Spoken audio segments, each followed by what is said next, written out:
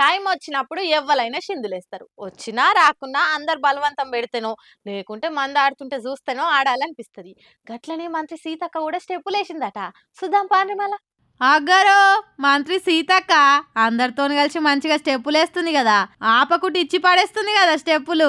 Mulugu 3K రన్ల road భద్రత మాసోత్సవాలల్లా ఆడోళ్ళు మొగోళ్ళంతా కలిసి పోటాపోటీగా పాటలు పెట్టుకొని డ్యాన్స్ చేస్తుంటే వాళ్ళకు సోపతి మంత్రి సీతక్క కూడా కొన్ని బతుకమ్మ బోనాలు డీజేటీలు పాటలకు స్టెప్పులేసింది ఇట్లా. ఇక ఇప్పుడు ఈ వీడియో సోషల్ మీడియాలో ఇరగమరగ తిరుగుతున్నాయి.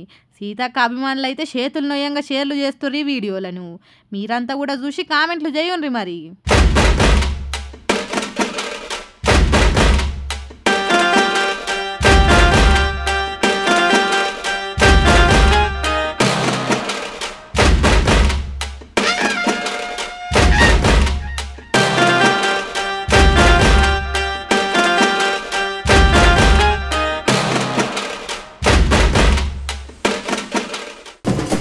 ఇద్దరు గురు శిష్యులు తగ్గేదేలే అన్నట్టున్నారు కదా. ఇటు తెలంగాణ సీఎం ఎట్లయితే పెట్టుబడులు తెస్తందుకు దావోస్ పోయిండో, అటు ఏపీ సీఎం చంద్రాల సార్ కూడా పోయిండు.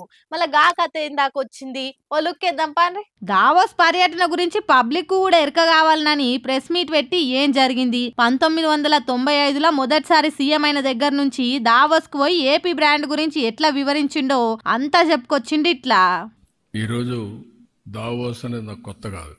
ఈ దేశంలో ఫస్ట్ టైం దావోస్కి వెళ్ళాలి అనేది నిర్ణయించింది నేనే. ఒక ట్రెండ్ సెట్ చేశాను. మొట్టమొదటిసారిగా 95లో ముఖ్యమంత్రి కావడం, 97 నుంచి దావోస్కి రెగ్యులర్గా వెళ్ళడం, ఆర్థిక సంస్కరణలు 91 వచ్చాయి, ఇంటర్నెట్ రెవల్యూషన్ ఎర్లీ 90sలో అంటే 1995 మధ్యలో వచ్చాయి. అక్కడి నుంచి 97 నుంచి నేను 95 ముఖ్యమంత్రి అవుతానే దావోస్కి వెళ్ళడం మొదలుపెట్టాను.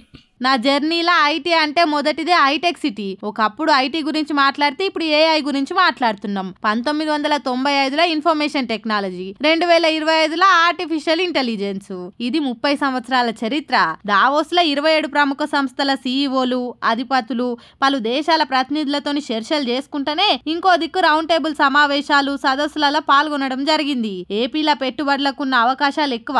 ఏపీని మెట్రో హబ్ గా తయారు చేయాలి, మ్యానుఫ్యాక్చరింగ్ లా గ్రీన్ ఎనర్జీ వినియోగం ఇంకా పెంచాలి అనుకుంటా దావోస్ లో జరిగిన చర్చ మొత్తం పూసగుచ్చినట్టు పబ్లిక్ తోని వంచుకుంటూ ఏపీ సీఎం చంద్రాల సారు. మరి ఈ పర్యటన ఏపీకి ఎంత దాకా అక్కడికి వస్తుందో అని 1000 కళ్ళతో ఎదురు చూస్తుర్రు ఏపీ పబ్లిక్ అంతా.